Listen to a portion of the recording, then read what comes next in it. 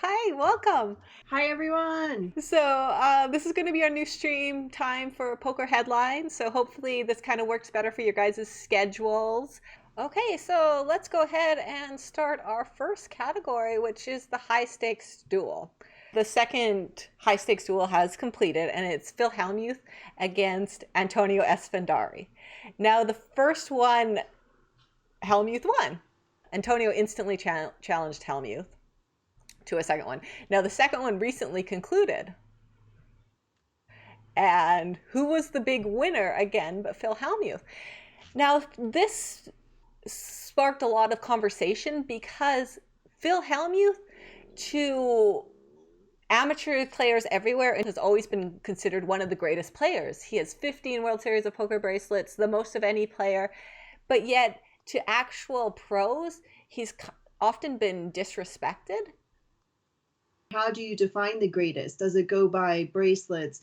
Does it go by the level you're playing? Are you playing the 10Ks? Are you playing the 25Ks on a regular basis? Is it because you're top GPI in the world, right? So which criteria are we using to say you're the best and the greatest in the poker world? I know I've had this discussion with other streamers, and they're like, well, why can't you look at just the amount of money you won?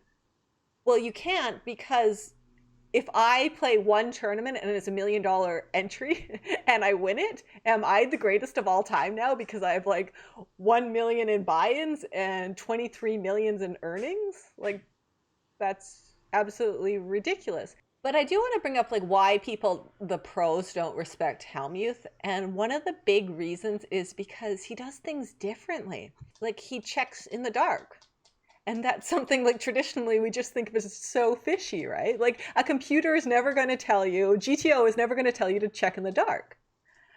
And then the other thing that he does a lot is he limps button. I understand where these pros are coming from, that he plays such an unconventional way that therefore he's not that great. But you can't take away the fact that he has this uncanny ability to play against amateurs. And that's, one of the great debates. Do you play the exploitive strategy or the GTO? Longevity and positivity. That's one thing that Phil Hellmuth has been incredible at, is how long his career is. Phil Galfond kind of started this whole debate when he tweeted out basically apologizing to Phil Hellmuth. He said, I don't know if I've ever said anything publicly, but I have said privately that I didn't have that much respect for your game. He said that he thought Esfardiari was a huge favorite. And then quickly to respond, which kind of surprised me, was Fedor Holtz takes the opposite side. He says, he's punted every 300K I've ever seen him play in, so I don't share your view. I think he's a clear losing player in tough lineups and mostly plays a style that exploits versus tight, weaker opponents. So part of me feels like he said that to support the GTO community. So the dude 551 just asked this in the chat. Who is a bigger favorite in a 1.5K WSOP no limit hold'em tourney, Fedor or Hellmuth? And for the same reasons, I would say Hellmuth's the favorite because you play more exploitively in the 1.5K. Okay, moving on to the tweet of the week. Because I didn't know whether this was satiric, ironic, or what. I don't know. We don't know. Kevin Martin says, the best compliment I received this year was Phil Hellmuth telling me I have a bright future because I play a similar style of poker as he does. Is that a compliment? I don't know. Oh my gosh, when is this going to be over? November 1st. We can stop talking about this grudge match.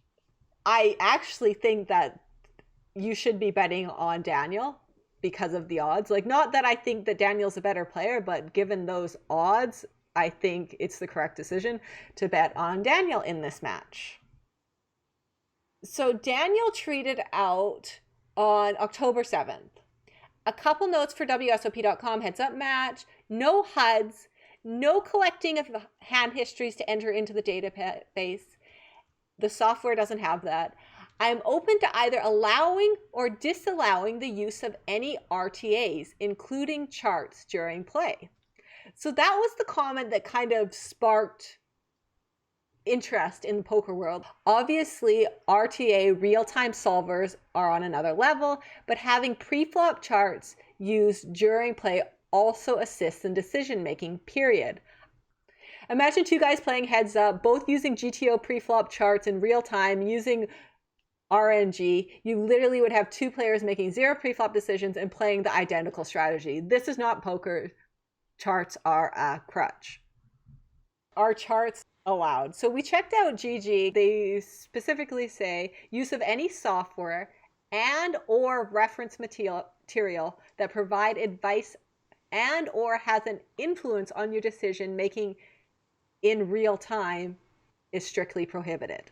So on GG, it's clear charts aren't allowed. This is WSOP.com. So this is the platform that they're planning on doing their heads up match on.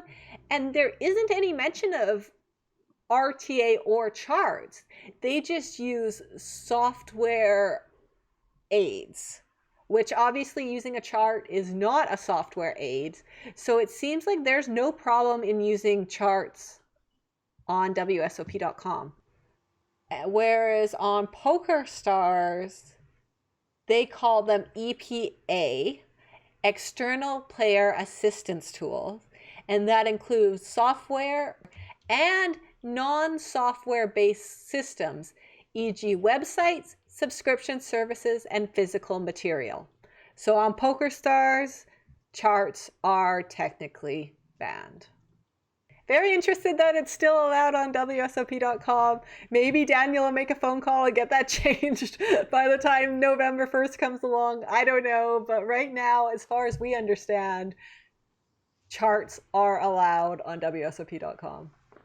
The Midway Poker Tour mayhem was about. Check out the YouTube video. To register for this tournament, you were required to join the tour directors or the tour owners poker club on Poker Bros. Now, Lightning on our last stream specifically mentioned that that was his entire intent in building this poker tour, is to getting more players onto his poker club. So Poker Bros comes out and says, yeah, we had no knowledge of this. Midway Poker Tour founder Daniel Bevivac booted from the Poker Bros app and faces other legal issues. I did ask you guys to update us on who'd received their cash and who hadn't, because he has been trying to refund people the difference. Joe Santos, he said, I'm Josias, sorry for mispronouncing your name, Santos. I got 6th place for $11,600, was paid $1,600 US cash plus 285 ounces of silver. The silver should amount to US 10K, but only 6,517 according to the praiser in the Chicago area. I sent the Facebook message to Midway Poker Tour and got no solution. No, so yeah, these people that final tabled, they're the ones that are really being affected by this gross difference in the silver value. GG Poker decided to change around their ambassadors. So now they have 3 different categories. So the GG Heroes, which we all know are the staple ambassadors. So the heroes are Felipe Ramos, right? Daniel Negreanu, Federer Holtz. They also added in 2 other categories, the GG Crew and the GG Squad. So according to Poker News, this GG Crew will change depending on the event and depending on the marketing need of the tournament series being run. Then the GG Squad will be on Twitch and doing different events. Yeah, so this is kind of taking from PokerStars' idea of what they did years ago of changing the pro team to pro and then online. I worry that the way that PokerStars made the online and the pros, it suddenly degraded the players that were online, which doesn't make any sense because we have so much respect for the online pros, but yet they weren't getting the big money that the pro team was making. Yeah, so Czech Republic. So we did mention last week on the stream that the Czech Republic declared a state of emergency starting on October 5th. So October 5th came and went, and basically Kings and Casino As did make some adjustments. No more tournaments. and basically still running cash games, and restaurants and the hotels on property were still opened. Then a couple days later, on October 8th, the casino was then shut down completely. So it went from operational to closed like in a matter of time. So then on the weekend, Kings kept on promoting, the casino is closed, but the hotel and restaurant still remain open. That now everything's completely closed, including the restaurant and the hotel. So, as a recap, Party Poker, the WPT Montreal Party Poker, we announced last week that it was postponed. Playground was completely closed down on October 4th with no reopening date listed online. So what happened? They opened for a little while and then they closed? Yes. Oh. They were open with the electronic gaming, Oh, that's no right. poker. The restaurant was opened, but now everything is completely closed again. The Seminole Hard Rock in Tampa is having their Pink October tournaments, and they have a huge turnout. So the opening event number 2 attracted 854 entries, and $51,698 will go to the first place. They are playing down a winner today. What I find cool, and we're on the topic of trophies again, is that they actually give out guitars to the winners. And also in Tampa, they did announce on their website, but they haven't tweeted it yet, that the Winter Poker Open will take place December 2nd to the 14th. So there's no signs of stopping the live poker scene.